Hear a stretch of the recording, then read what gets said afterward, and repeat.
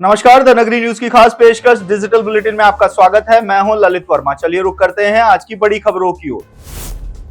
विधानसभा budget सत्र की कार्रवाई में आज फिर से जोरदार हंगामा देखने को मिला। प्रश्नकाल में शुरू हुई आज की कार्रवाई में दूसरे दिन भी लगातार मुख्य सवाल के जवाब को पड़ा हुआ माना जाने को लेकर पक्ष विपक्ष में जमकर बहस देखने को मिली। इसके बाद विधानसभा अध्यक्ष ने आसन की व्यवस्था का हवाला देते हुए बहस को शांत करवाया। इसके साथ ही प्रश्नकाल में साइबर अपराध, टूटी सड़कें, छात्रवृत्ति, भ्रष्टाचार, अवैध शराब सहित कई मुद्दों को उठाया गया।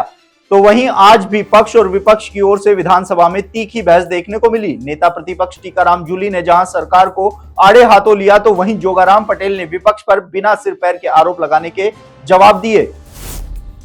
राजस्थान के सबसे बड़े अस्पताल सवाई मानसिंह हॉस्पिटल में इमरजेंसी विस्तार का काम 1 महीने पहले शुरू किया गया था, लेकिन अब वो काम रुक गया है। पिछले करीब 10-15 दिनों से काम पूरी तरीके से बंद पड़ा हुआ है। इसके पीछे का कारण बताया जा रहा है तोड़फोड़ में निकला हुआ कबाड़ का सामान नीलाम नहीं होना, जिसकी वजह से न सिर्फ काम रुक गया है, साथ ही प्रोजेक्ट की लागत भी बढ़ने की संभावना बढ़ गई है। आपको बता दें कि एसएमएस अस्पताल में मेन बिल्डिंग में बनी इमरजेंसी के पास पिछले साल नवंबर में तोड़फोड़ करके इमरजेंसी के विस्तार के लिए बनाए प्रोजेक्ट का काम शुरू किया गया था। इस प्रोजेक्ट पर करीब 12 करोड़ रुपए की लागत आएगी।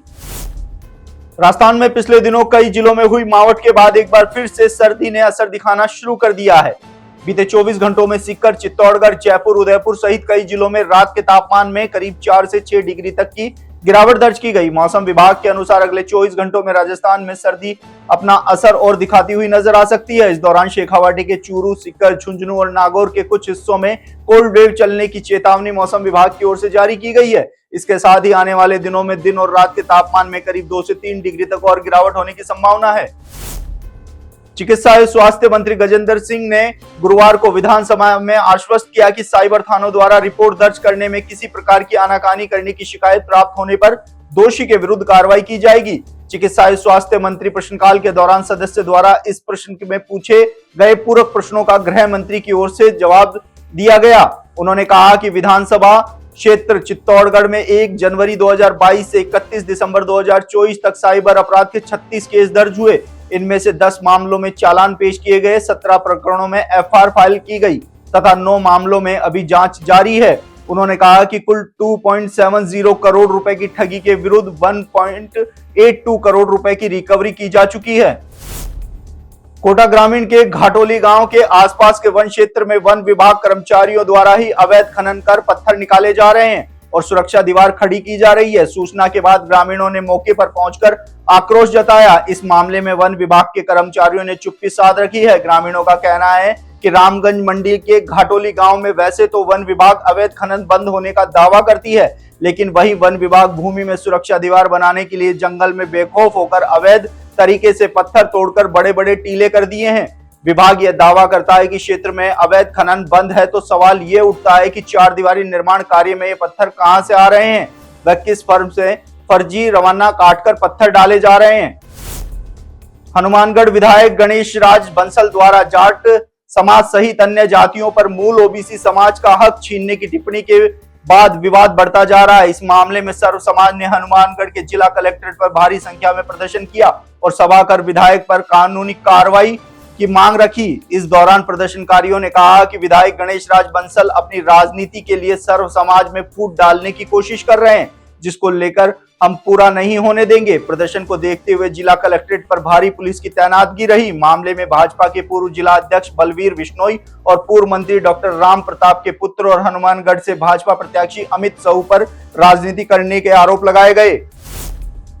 जैन समाज के महान संत आचार्य विद्यासागर महाराज के प्रथम समाधि दिवस के अवसर पर अजमेर में भव्य गुरु गुणानुदान महोत्सव का आयोजन किया गया। इस पावन अवसर पर शहर में 2 विशाल गौरव यात्राओं का आयोजन किया गया, जिसमें हजारों श्रद्धालु, महिलाएं और बच्चे शामिल हुए।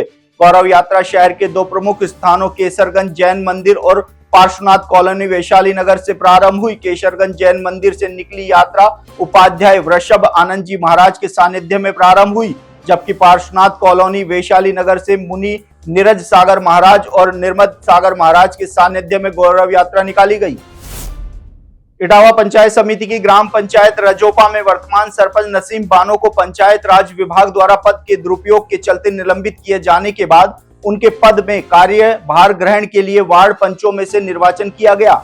महिला सामान्य होने के कारण महिला वर्ग से निर्वाचन किया गया। इटावा एसडीएम और निर्वाचन अधिकारी रामनिवास मेहता ने वार्ड पंचों की बैठक बुलाई, जिसमें 13 वार्ड पंच मौजूद रहे, जिसमें 3 वार्ड पंचों ने जिसमें कोमलता बाई, विमला बाई और राजकरण बाई ने नामांकन दाखिल किया, जिसके बाद सहमति नहीं बनने पर मतदान हुआ, जिसमें कोमलता को 5, राजकर्णाता को 5, विमला बाई को 3 वोट मिले। दोनों को 5-5 मत मिलने पर लॉटरी डाली गई, जिसमें कोमलता बाई को निर्वाचित घोषित कर कार्यभार ग्रहण करवाया और शपथ दिलाई गई। बांसवाड़ा के राज तालाब थाना पुलिस द्वारा ड्रग्स माफिया के खिलाफ कार्रवाई करते हुए 3 आरोपियों को गिरफ्तार किया है। पुलिस ने आरोपियों के कब्जे से 10 ग्राम 79 मिलीग्राम ड्रग बरामद किया। पुलिस ने इंदिरा कॉलोनी राज तालाब निवासी तबस्सुम उर्फ तब्बू, जुनैद खान, माही डैम, अमजद खान चोखला को गिरफ्तार किया है। पुलिस ने इस महीने दूसरी बार महिला आरोपी तबस्सुम को गिरफ्तार किया है। आरोपियों द्वारा जमानत पर बाहर आने पर फिर से ड्रग्स का कारोबार शुरू कर दिया जाता है। ऐसे में बड़े सवाल उठ रहे हैं कि नियमित ड्रग की सप्लाई होने के बाद भी पुलिस मामले की तह तक नहीं पहुंच पा रही है।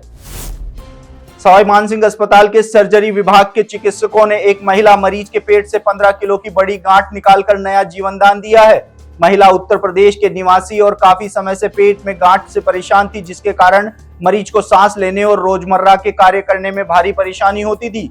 कई स्थानीय डॉक्टरों को दिखाने के बाद मरीज को अति जोखिम सर्जरी व लाखों रुपए का खर्चा बताया गया। कुछ दिनों पूर्व मरीज उसे एसएमएस अस्पताल लेकर आए। यहाँ सिटी स्कैन व अन्य जांच में पेट में लिपोसार कोमा गांठ की पुष्टि हुई। उसे ऑपरेशन की सलाह दी गई। सर्जरी विभाग के डॉक्टर जीवन काकरिया के निर्देशन में doctor Rajendra Buglia, doctor Devendra Saini, doctor Amit, doctor Sandeep, doctor JP Jala, doctor Tejas व डॉक्टर आयुषी द्वारा करीब 4 घंटे की सर्जरी कर लगभग 15 किलो की गांठ निकाली गई।